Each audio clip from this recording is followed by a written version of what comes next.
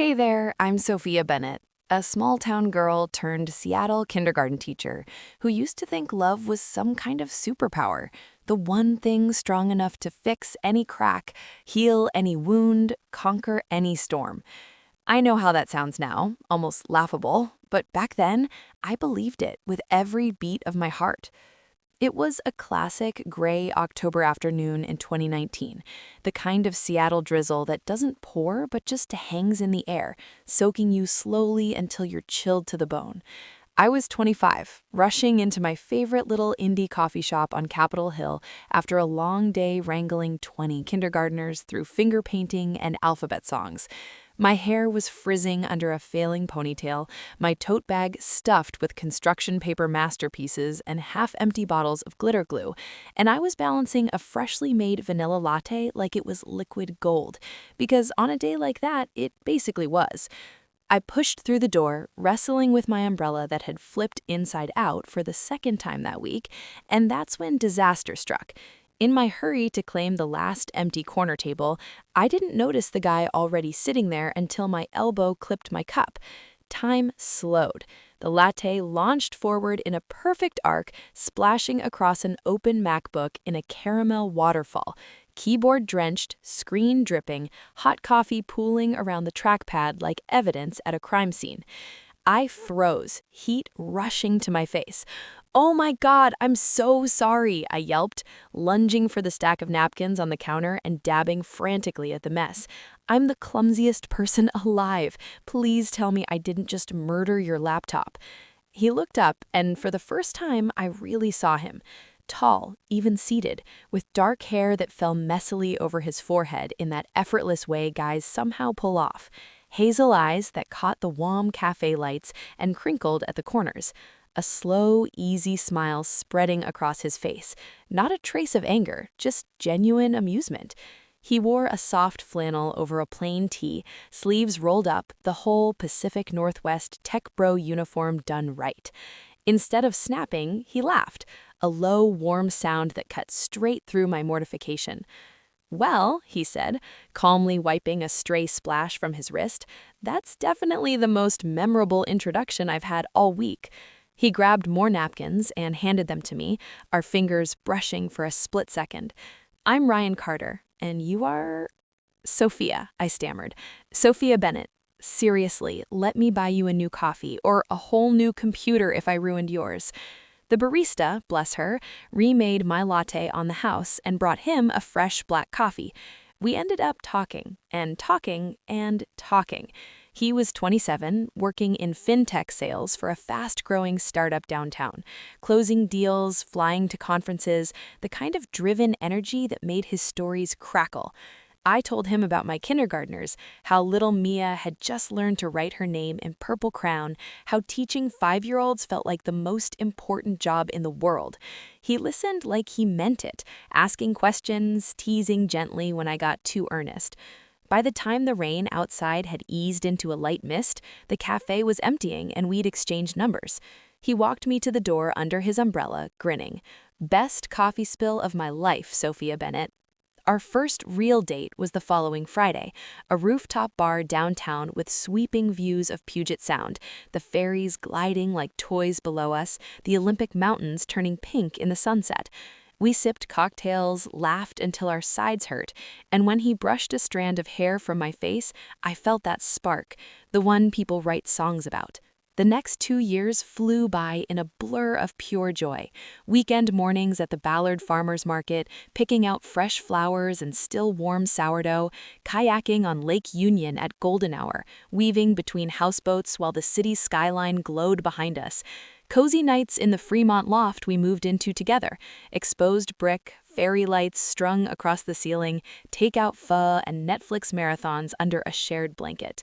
Ryan was thoughtful, romantic, the guy who surprised me with bouquets from Pike Place just because, and planned spontaneous drives to Snoqualmie Falls for misty hikes and waterfall kisses. He proposed in spring 2021 on a quiet trail in Discovery Park. The fog was thick that morning, wrapping the old-growth forest in soft gray, muffling the world until it was just us.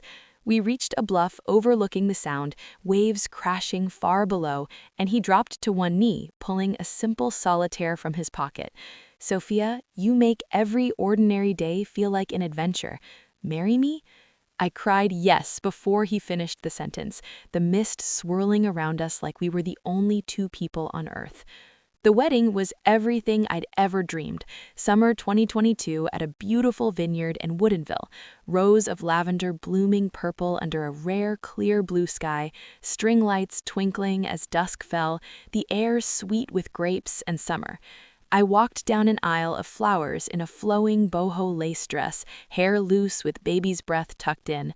Ryan waited under a flower-covered arbor in a sharp navy suit, eyes locked on mine, smiling like he couldn't believe his luck. Our vows were personal, promises to choose each other every day, to weather every season together. The reception was magic. Farm-fresh dinner, dancing under the stars to a live band, cake smashed playfully on faces, toasts that had everyone laughing and crying. Later, in our quiet hotel suite, champagne chilling and rose petals scattered on the bed, we slow danced barefoot to nothing but our breathing. Skin warm, hearts full, I pressed my face to his chest and whispered, "Love like this can heal anything, Ryan. We're going to be okay no matter what." He kissed my forehead and murmured, "Always, Soph, always." In that moment, the future felt infinite, bright and unbreakable. A house in Ballard someday, kids with his hazel eyes, growing old side by side. But even then, in the middle of all that perfect happiness, there were tiny hints I chose to ignore. The occasional work drinks that stretched later than expected. A quick text, "Client dinner ran long, home soon." I'd smile at my phone, keep dinner warm, and think nothing of it. I had no idea those late nights were the first faint shadows of the storm that would eventually tear everything apart. After that perfect wedding night, Ryan and I jumped straight into the honeymoon of my dreams. We rented a sleek black convertible Mustang, topped down even when the coastal wind whipped our hair, and headed south on Highway 101, chasing the Oregon coast like we were chasing forever. First stop, Cannon Beach. We pulled in just as the sun was dipping toward the Pacific, painting the sky in pinks and oranges over Haystack Rock. We kicked off our shoes, walked barefoot along the damp sand, and built a bonfire in one of those permitted pits. Ryan grilled fresh salmon he'd picked up at a roadside market, and we drank cheap champagne straight from the bottle, laughing about how we'd tell this story to our kids one day. That night, in our little oceanfront cottage, the windows open to the sound of crashing waves, we made love slow and sweet, whispering promises we fully believed in. I remember falling asleep with my head on his chest, thinking, this is what the rest of my life will feel like. Easy, bright, unbreakable. We kept driving south, stopping at quirky seaside towns, hiking short trails to hidden coves, eating crabs straight off newspaper at roadside shacks.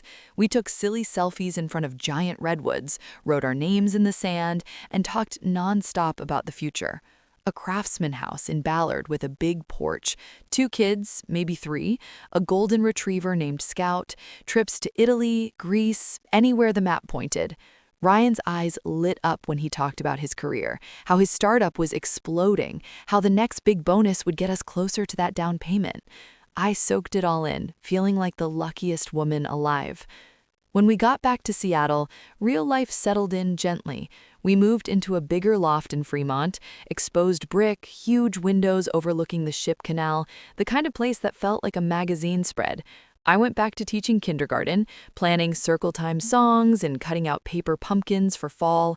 Ryan crushed his sales numbers, coming home with stories of closed deals and excited high fives from his boss. Bonuses rolled in. We celebrated with brunches at Portage Bay Cafe, piling our plates high at the topping bar, or weekend getaways to the San Juan Islands, taking the ferry to Orcas for hikes and winery tastings. Those first few months of marriage were golden. We'd come home from work, cook dinner together, usually something simple like pasta with farmer's market veggies, while a playlist hummed in the background. We'd eat on the couch, legs tangled, talking about our days. Ryan would rub my feet while I graded sight word flashcards. Weekends were ours. Lazy mornings in bed, coffee runs to Slate or Milstead, browsing antique stores in Ballard for quirky art to hang on our walls. But even in all that happiness, the very first flicker showed up, small enough that I barely registered it. Ryan's job required client entertainment. That meant drinks after work, sometimes dinners that stretched late. He'd text around 8 p.m. Team happy hour turned into client thing. Home by 11, promise. I'd keep pad thai warm in the oven, scroll Pinterest wedding recap boards because I was still in that newlywed glow, and wait up. When he'd finally walk through the door, tie loosened, cheeks flushed, breath carrying that sharp whiskey scent, he'd kiss my forehead, mumble, "Sorry, babe, big accounts," and collapse into bed. I never minded, at least not at first. I was proud of him. Sales is hustle, right? Networking matters. I'd snuggle up to his warm back, tell myself it was temporary, that once he hit senior rep, things would slow down. Love means supporting each other's dreams. One morning, though, I noticed he was hungover, squinting at the light, chugging water like he'd run a marathon. I teased him gently while pouring coffee. "Rough night sealing the deal?" He snapped, sharper than I'd ever heard. "Can you not start? Work's intense right now." The words landed like a slap. I blinked, laughed it off, "Okay, Mr. Grumpy," and changed the subject. He apologized later with a kiss and a donut from Mighty O. I forgave instantly. Stress, I told myself. Everyone has off mornings. What I completely missed was the tiny thrill in his eyes the first time he showed me a betting app on his phone. It was during a Sunday Seahawks game at a buddy's watch party in Queen Anne. He pulled up DraftKings, placed a quick $20 parlay on the game, and when it hit for $100, he whooped, high-fived everyone, bought a round of IPAs at Fremont Brewing afterwards. "Easy money," he grinned, sliding the winnings across the bar for tacos. I laughed, thought it was cute, harmless fun, like fantasy football leagues. Guys do that stuff. I didn't see the way his gaze lingered on the app notifications later that night. Didn't notice how he refreshed the score a dozen extra times. Didn't realize that little rush of dopamine was planting a seed. We were still so deep in the honeymoon bubble, planning our first married Christmas, booking a cabin in Leavenworth for the holiday lights, dreaming out loud about everything ahead. I look back at photos from that fall, us grinning in front of colorful maple trees at the Washington Park Arboretum, my head on his shoulder, both of us glowing. If you told me then that those late nights and that innocent betting app were the first threads unraveling, I would have laughed. I was too busy believing our love was bulletproof.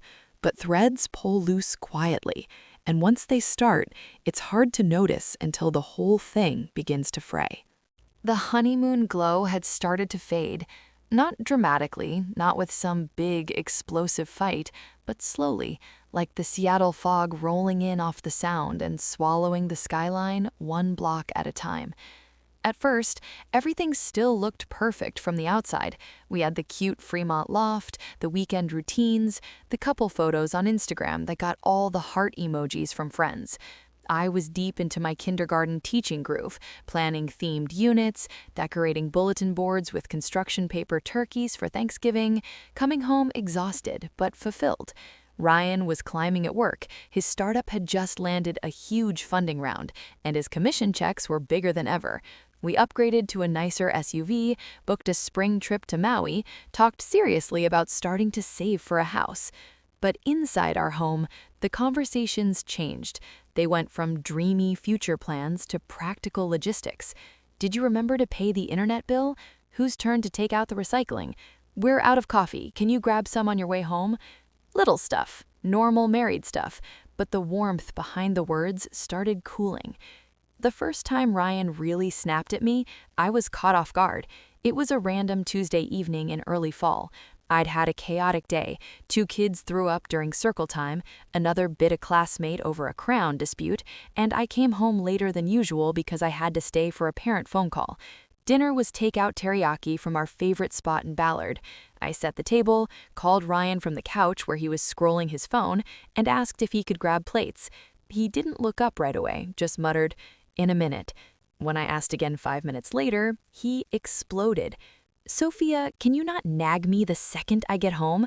I've been on calls all day closing deals while you play with finger paint. Give me a damn break. The room went silent except for the hum of the fridge. I stood there holding the takeout bags, feeling like I'd been slapped. He'd never spoken to me like that.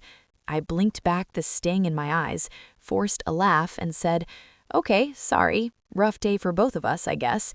He sighed, rubbed his face, and 5 minutes later, acted like nothing happened, helped set the table, kissed my cheek, asked about my day. I told myself it was stress. His boss was pushing aggressive quarterly targets. Everyone has bad days. Love means grace, right? But those bad days started adding up. He'd get irritated over tiny things, my yoga mat left in the living room, shoes by the door, the way I loaded the dishwasher, bowls on the bottom rack, apparently a crime. One night, after a client dinner, he came home buzzing with alcohol and adrenaline, slammed the cabinet doors looking for a glass, and when I gently asked how the evening went, he turned on me. "You're always on my case, always asking questions. Can't I just come home and breathe without the third degree?" I flinched as a glass hit the counter harder than necessary. My heart raced. I apologized, actually apologized for asking about his night. He stormed off to the bedroom, leaving me standing in the kitchen picking up the takeout containers alone. An hour later, he came out, wrapped his arms around me from behind, whispered, "I'm sorry, babe, work's killing me," and brought me tulips from Pike Place the next morning. I forgave him because the flowers were beautiful and his eyes looked genuinely tired. Then came the silences. They started small, a quiet evening here or there, but grew into days. He'd sleep on the couch after a late night, barely speak over breakfast, answer questions with grunts or one-word replies. I'd walk on eggshells, trying to figure out what I'd done wrong. I'd bake his favorite Marionberry pie from Market Berries, plan cute date nights to Canlis or the Pink Door, beg him to open up. "Talk to me, Ryan, what's going on?" He'd shrug, say nothing, or just tired, and go back to his phone. I started crying in the shower so he wouldn't hear. At night, I'd lie awake listening to him breathe, wondering where the man who proposed on that foggy bluff had gone. My friends noticed at our monthly book club or happy hours at Barnacle and Belltown. "You seem quieter lately, Soph. Everything okay?" I'd flash my brightest teacher smile. "Totally, just busy with school and life." Inside, I was panicking. Was I not supportive enough? Not fun enough? Was marriage supposed to feel this lonely?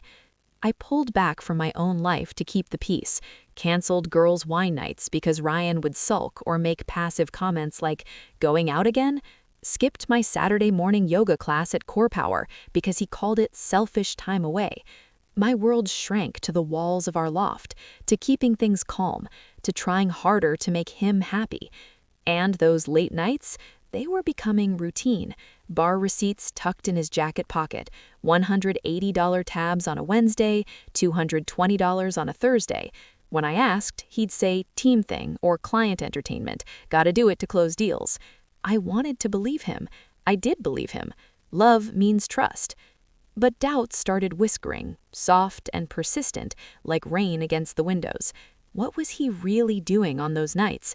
And why did the warmth in his eyes only come back after he'd gone sharp or distant, like he knew he'd gone too far and needed to reel me back in? I kept telling myself it was a phase. Every couple hits a rut. We just needed to get through it. I could love us out of this. I could fix it. I had no idea how deep the rut was getting or how much of myself I'd lose trying to climb out. If the anger and silence of year 2 felt like fog, year 3 was when the storm really started to build.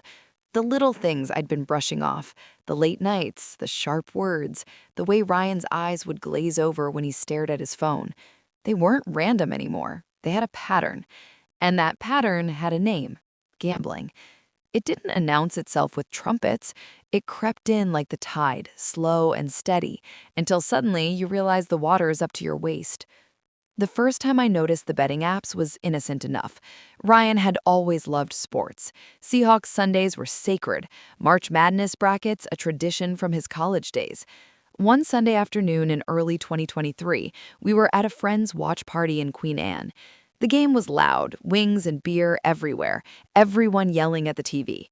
Ryan pulled out his phone, opened DraftKings, and placed a quick $50 parlay.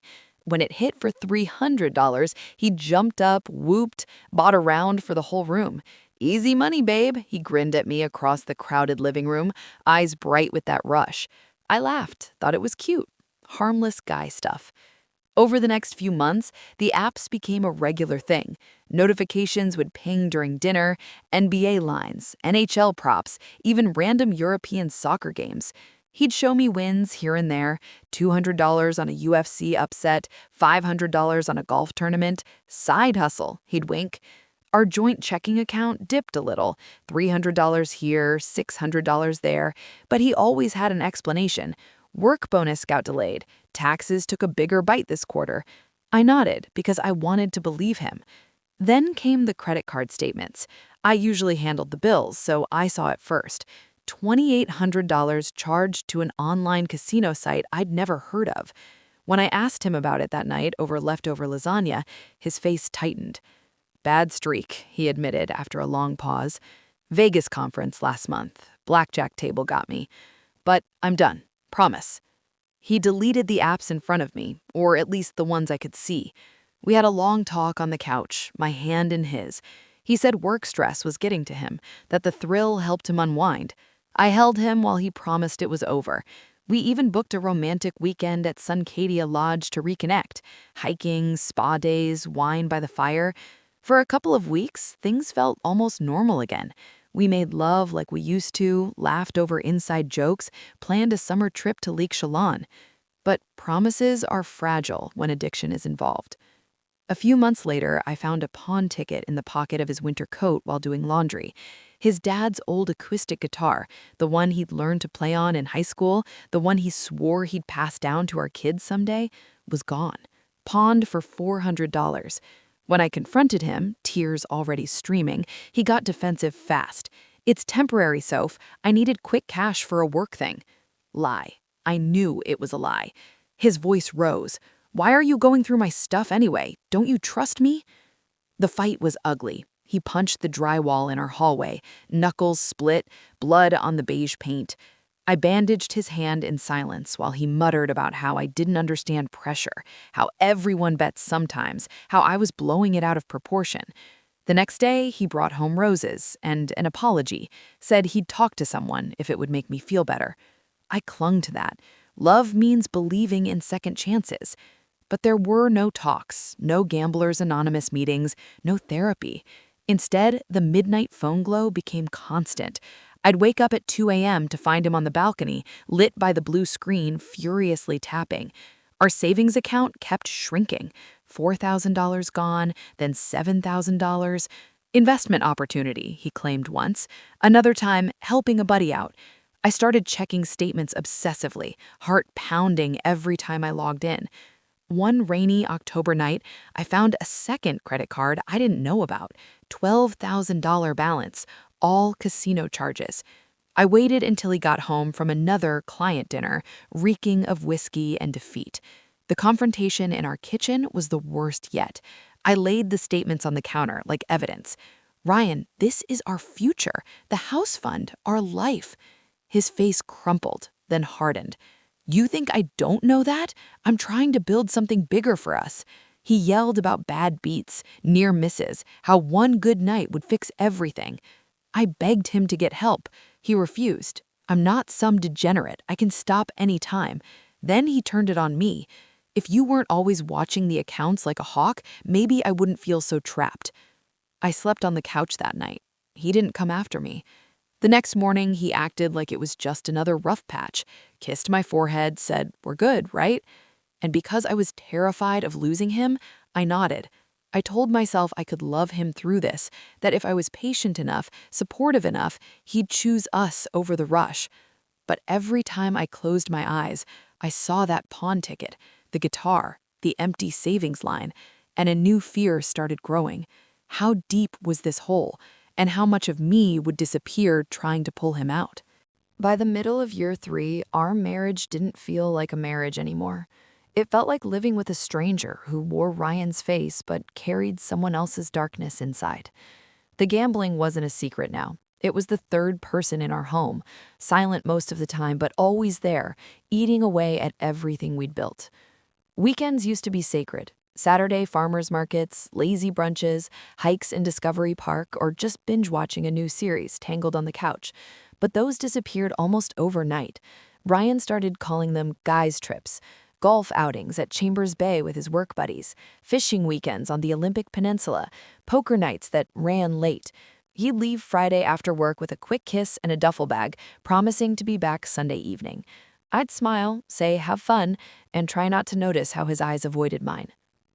Most Sundays he'd roll in way after dark, sometimes midnight, sometimes 2 or 3 a.m., looking like he'd been dragged through hell. Clothes wrinkled, eyes bloodshot, smelling of stale whiskey, cigarette smoke, and defeat. Wallet empty, excuses ready. Lost track of time. One more hand. Bad beats all night. I'd heat up leftover soup he wouldn't eat, sit across from him at the kitchen island while he stared at his phone, and ask the question I already knew the answer to. How much this time? The numbers climbed. 5,000 one weekend, 8 the next, 10,000 the month after that. Our emergency fund, money we'd saved for a down payment, for emergencies, for the life we kept talking about, was vanishing faster than I could track. I stopped looking at the accounts some days because the sight made me physically sick. The worst was how the addiction changed him. The man who used to surprise me with flowers now barely noticed when I cried. Sex became rare, mechanical when it happened, like he was going through the motions to keep me quiet. Affection dried up. No more casual touches, no more I love you texts during the day. When I reached for his hand on the couch, he'd pull away, muttering he needed space. You're smothering me, Soph. I just need to breathe. Those words cut deeper every time he said them. Smothering? I was trying to hold us together while he disappeared into casinos, card rooms, and online apps at 3 a.m. One Friday night in late spring stands out like a scar. He'd promised, no trip this weekend. We'd planned a quiet evening, take out from Din Tai Fung, a bottle of wine, maybe finally talk about getting help. I came home early, lit candles, put on the playlist from our engagement days. He texted at 7 p.m. Quick drink with the guys turned into Tacoma Run, back tomorrow. I waited until midnight, blowing out candles one by one. At 4 a.m., the door clicked open. He stumbled in, barely able to stand, reeking of bourbon and cheap cologne. $10,000 gone in a single night at some underground poker room. I lost it, not yelling, quiet, shaking tears. Ryan, this is destroying us. We can't keep doing this. He looked at me like the enemy. You think I don't know that? You think I want this? Then the blame shifted. If you didn't watch every penny like a cop, maybe I wouldn't feel so trapped.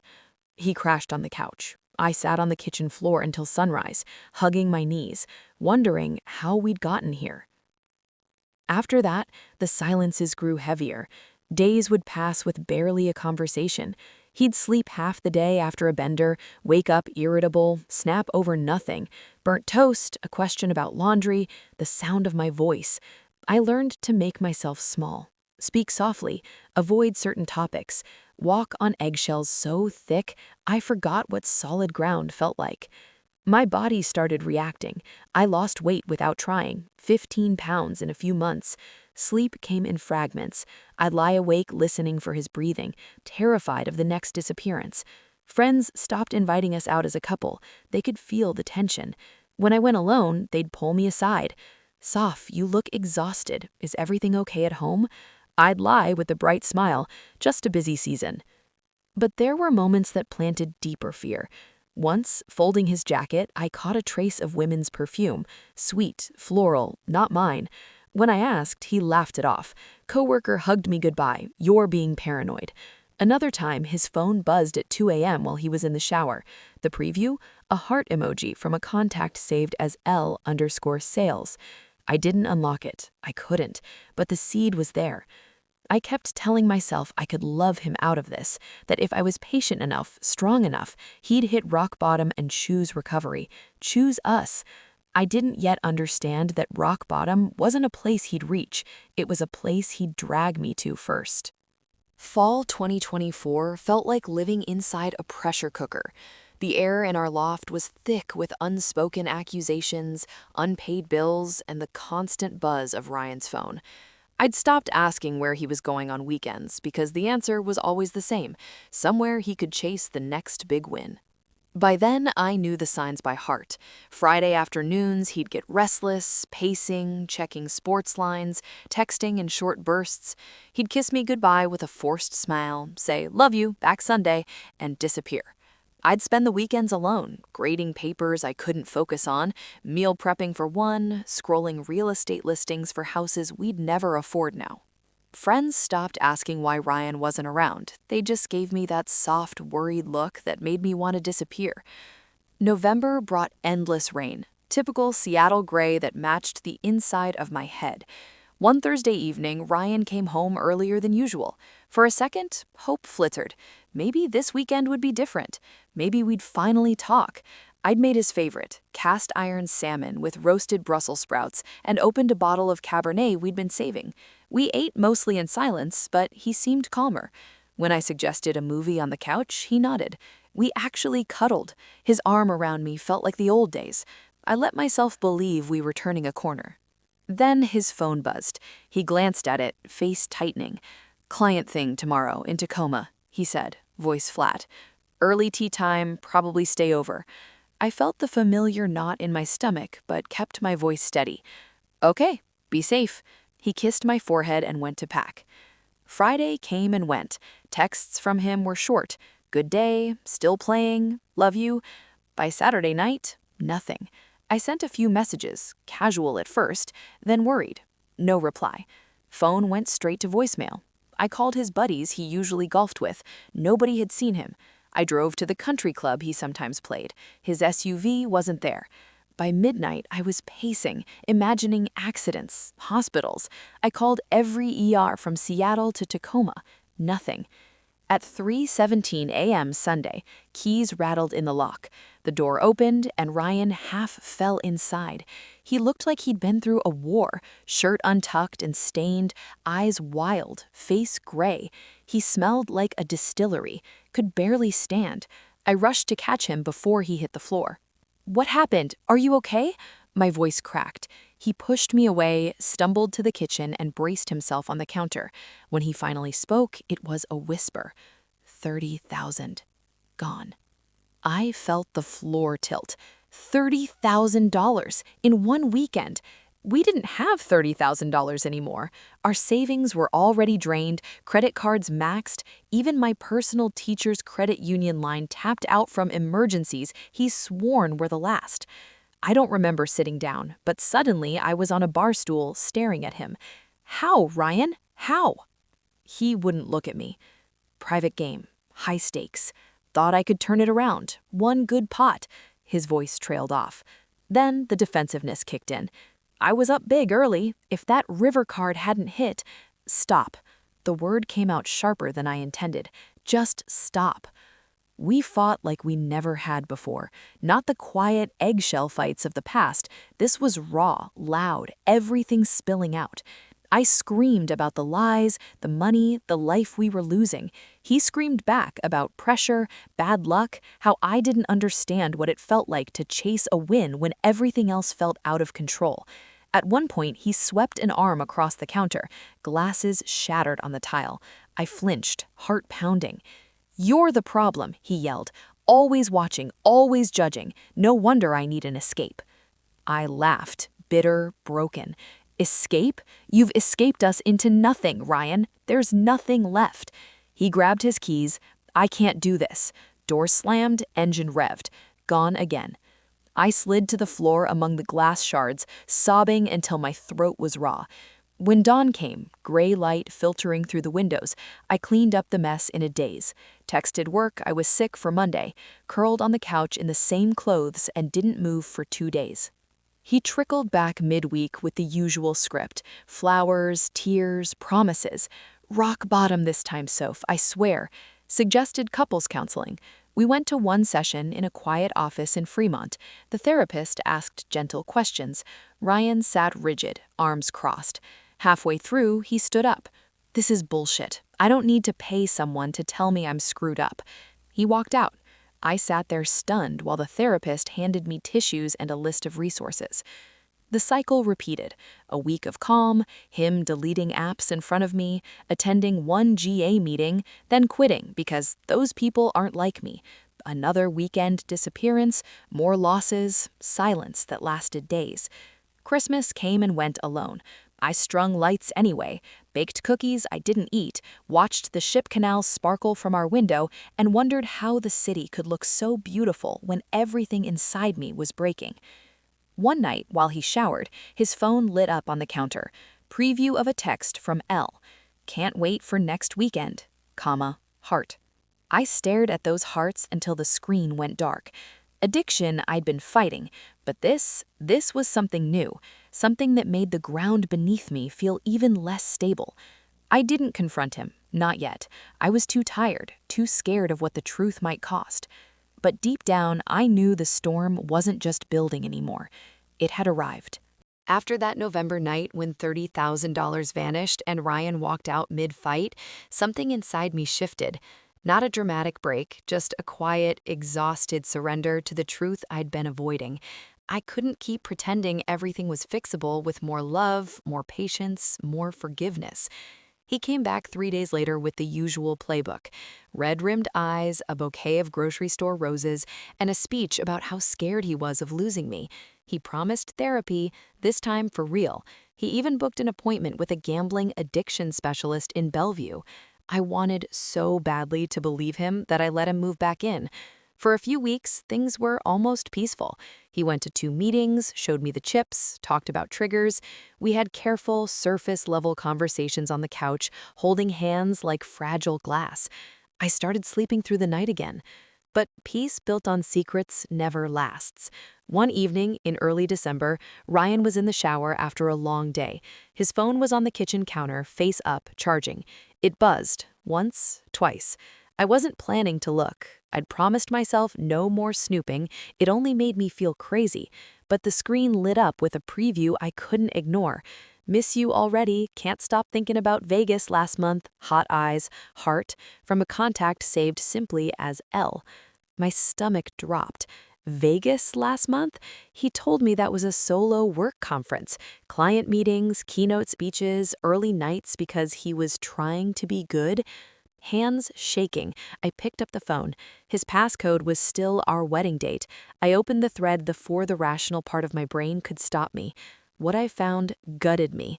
Months of messages. Flirty at first, inside jokes about sales quotas, memes, you looked hot in that presentation. Then deeper, late-night confessions. Wish you were here instead of home.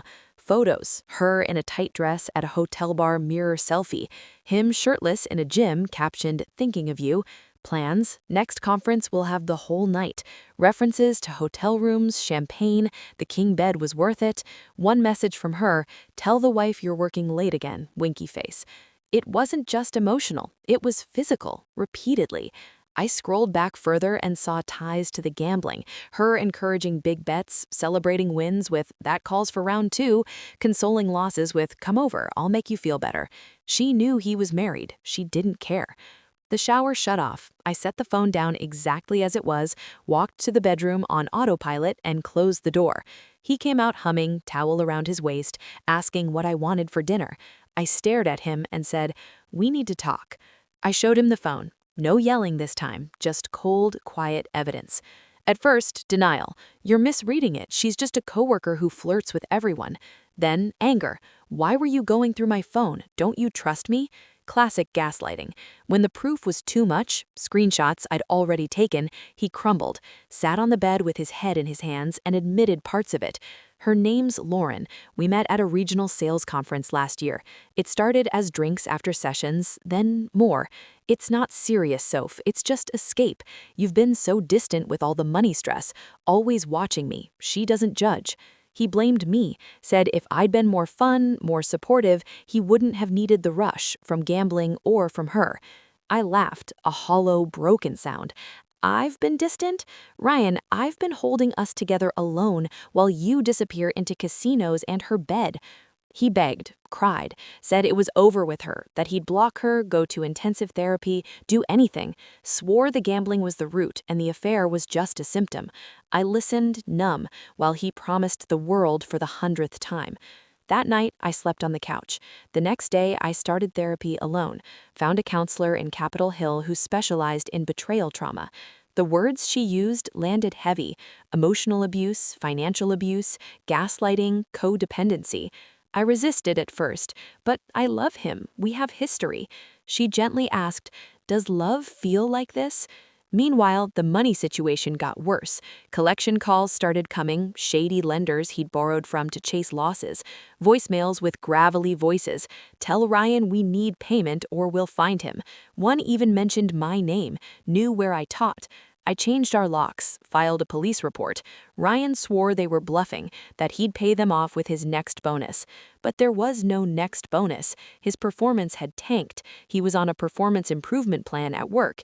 Too many sick days after benders, too many missed quotas.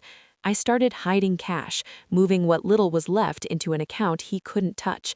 Packed a go bag in the closet, just in case. Slept with my phone under my pillow. Lauren kept texting. He showed me some, trying to prove transparency, but I saw the ones he deleted too. She wasn't letting go easily. One night, I asked the question that haunted me. Was there anyone else?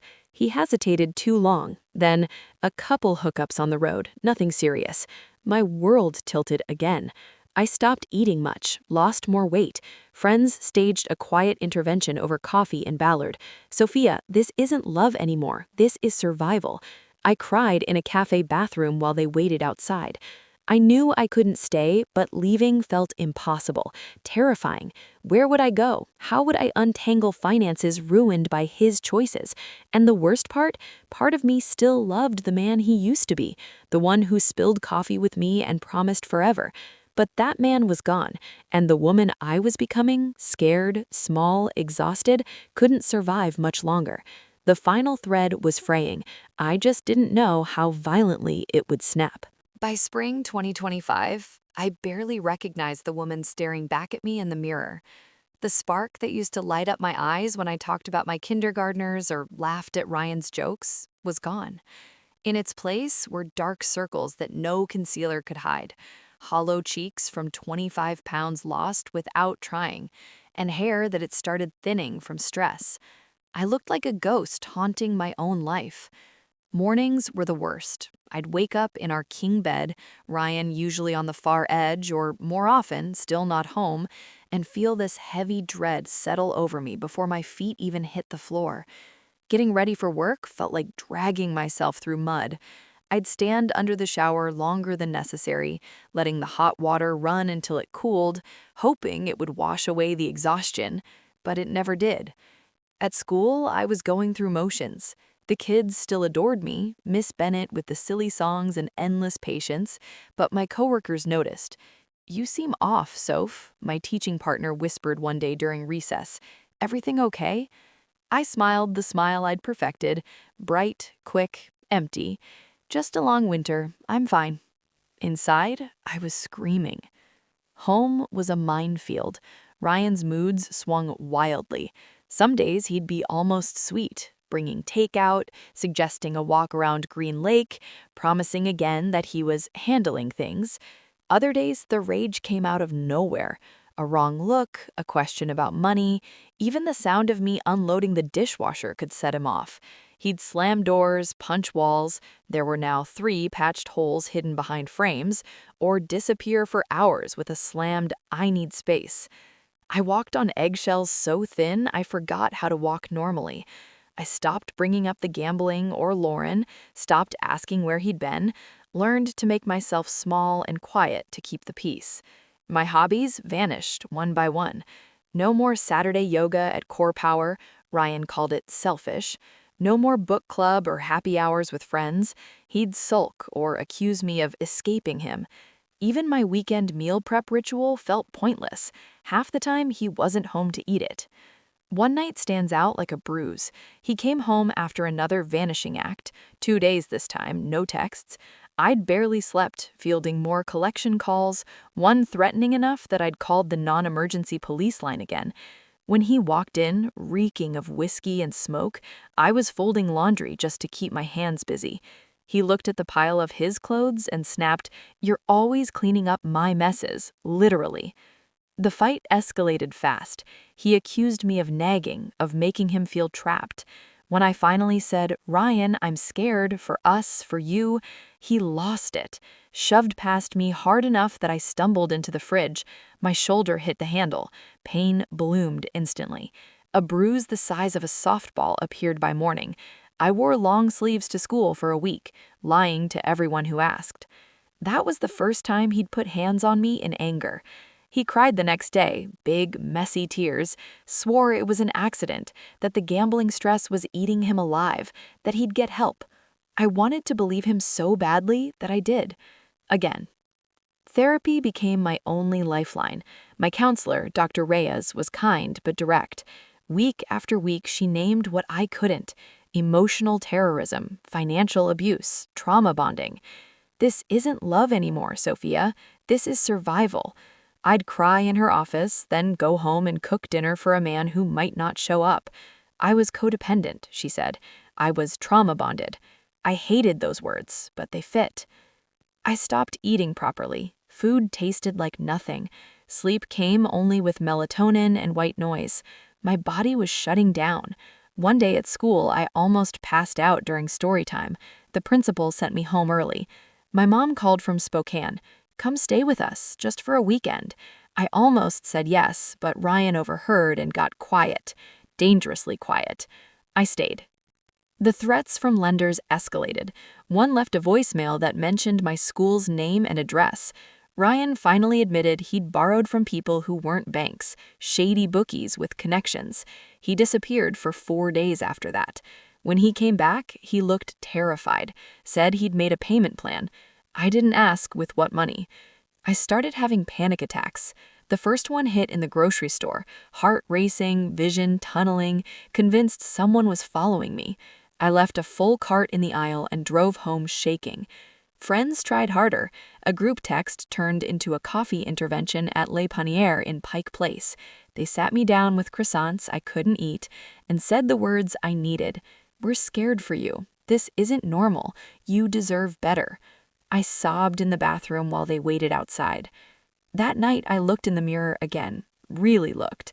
The woman staring back wasn't the joyful teacher who spilled coffee on a stranger 6 years earlier. She wasn't the bride glowing under vineyard lights. She was hollow, broken, surviving, not living. I whispered to my reflection, "Who are you without him?" No answer came, but for the first time, the question didn't terrify me. It felt like the beginning of something. Summer 2025 hit Seattle like a heat wave. Unusual blue skies, the kind that make you forget the endless rain. But inside me, the storm hadn't broken. I was a shell, 28 pounds lighter, panic attacks weekly, jumping at every buzz of Ryan's phone or creak in the loft. The lender's threats had quieted after Ryan scraped together a partial payment from a shady loan he wouldn't explain, but the fear lingered. Lauren's texts had stopped, or so he said.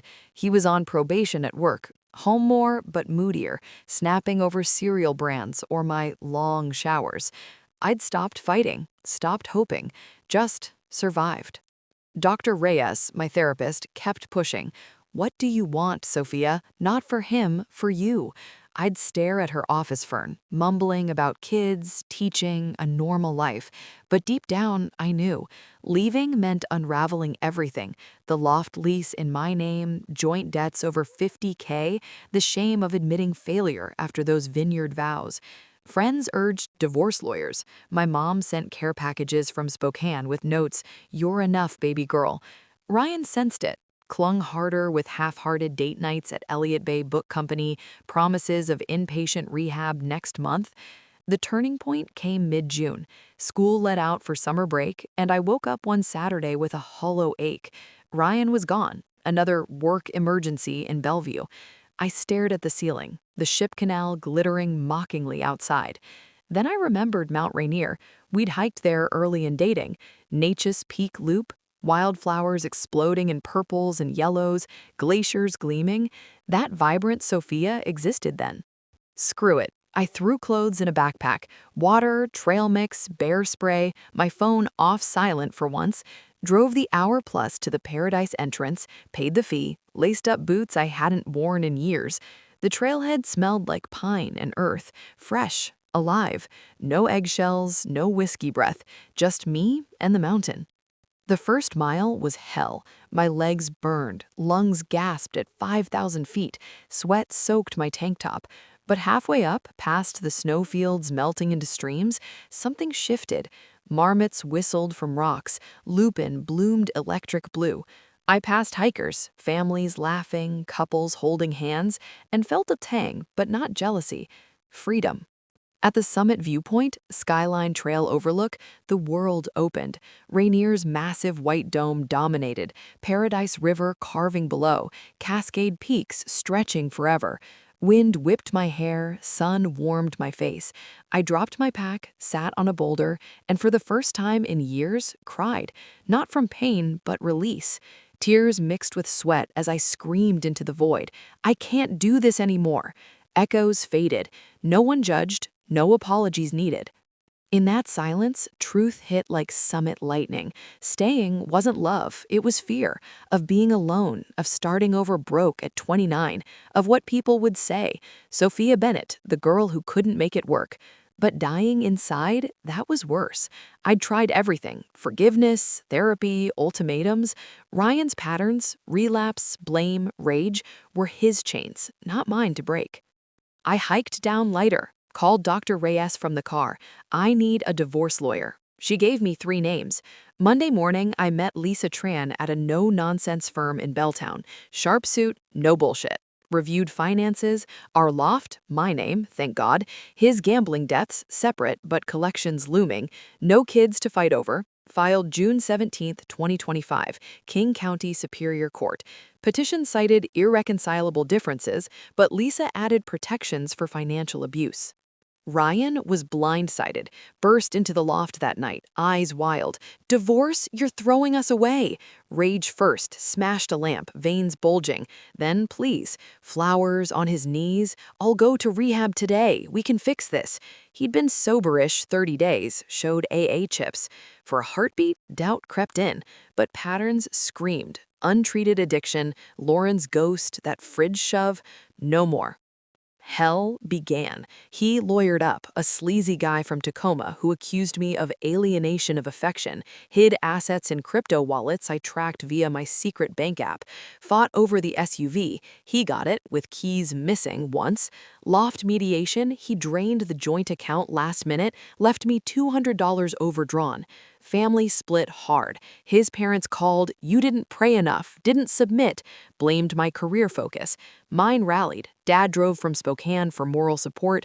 Mom baked casseroles. Sister flew in. "Proud of you, Soph. Strongest woman I know." Lawyers battled emails. Police involved twice. Ryan drunk pounding the door at 2 a.m., violating temporary orders. Lenders harassed me. Lisa got a restraining order. I sold wedding rings on Craigslist for $1,200. Therapy cash. Packed boxes during his visits, heart pounding. Judgment Day, August 12th, sterile courtroom, Judge Stern. Gavel fell. Dissolved. Assets split. Me with debt shadows, him with nothing. Free. But suspense peaked post-final. Found an anonymous note under my wiper at school pickup. "Ryan owes $15K. Stay out or you're next." Veto? Lauren's jealous ex? Paranoia spiked. Changed routes home, installed ring cams. Ryan texted from a burner. "He's there after me. Help." Blocked. Cop said prove threats. Final straw, U-Haul rented September 1. Friends helped load. Coffee-fueled, tears and laughs. Loft echoey empty, I lingered by the window one last Seattle rain. Goodbye, old Sophia. Drove east, I-90 to Denver. Cousin's couch awaited. Job apps sent to Colorado charters. Rockies rose like promise. In the rear view, Seattle faded. Ahead, unknown, but mine. No more ghosts, just rebirth. It's December 21, 2025, and I'm sitting in my little one-bedroom apartment in Denver's Capitol Hill neighborhood, watching fresh snow dust the Rocky Mountains foothills through my window. A real Christmas tree, tiny but mine, twinkles in the corner, scented with pine and cinnamon. Jazz plays softly from a speaker I bought with my first Colorado paycheck. For the first time in years, the air in my home feels light, safe, peaceful. The drive from Seattle that September day feels like a lifetime ago. I left at dawn, U-Haul trailer hitched to my old Subaru, a playlist of empowering anthems blasting to drown out the doubt. I-90 east through Snoqualmie Pass, then south on winding highways past golden wheat fields and endless big sky. I cried crossing the Idaho border, grief for the life I was leaving. Then again in Montana when the Rockies first appeared on the horizon, tears of relief. 1,100 miles, 2 days, one overnight in a cheap Bozeman motel. My cousin Mia met me in Denver with takeout tacos and a hug that lasted forever. Those first weeks were raw. I slept on her couch, applied for teaching jobs like my life depended on it, because it did. Money was terrifyingly tight. The divorce settlement left me with the loft furniture, sold most on Facebook Marketplace, my car, and a share of the remaining debt. Ryan's gambling losses weren't legally mine, but collectors still called for months. I negotiated payment plans, consolidated what I could, leaned on a nonprofit credit counselor Lisa recommended. It wasn't pretty, but it was mine to fix. No more secrets, no more surprises. I landed a kindergarten position at a sunny charter school in the Highlands neighborhood. Smaller class sizes, supportive staff, kids whose hugs felt like medicine. Walking into that colorful classroom the first day, glitter glue in hand again, I felt pieces of the old Sophia click back into place. The vibrant one, the one who believed in magic. Therapy continued, virtual sessions with Dr. Reyes at first, then a new trauma-informed therapist here who specializes in betrayal and financial abuse recovery. We unpacked everything, the gaslighting, the eggshells, the way I'd shrunk myself to fit Ryan's chaos. I learned boundaries weren't selfish, that love shouldn't require losing yourself, that walking away wasn't failure, it was courage. Denver embraced me gently. Weekend hikes in Rocky Mountain National Park, Emerald Lake in fall colors, Bear Lake under first snow, farmers markets in RINO with street tacos and live music, coffee shops where nobody knew my past, so I could just be Sophia, the new girl with the easy laugh and the rescue mug obsession. I made friends, fellow teachers, a hiking group, neighbors who invited me to potlucks, real connections, no teetoing. Dating? I tried. A few coffee meetups, one nice dinner with a fellow hiker named Alex who made me laugh until my sides hurt.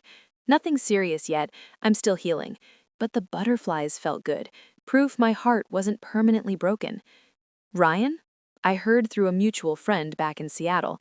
He lost his job shortly after the divorce, moved in with his parents in Tacoma, relapsed hard, casinos again, maybe worse, collectors caught up, rumors of a repoed car, eviction threats.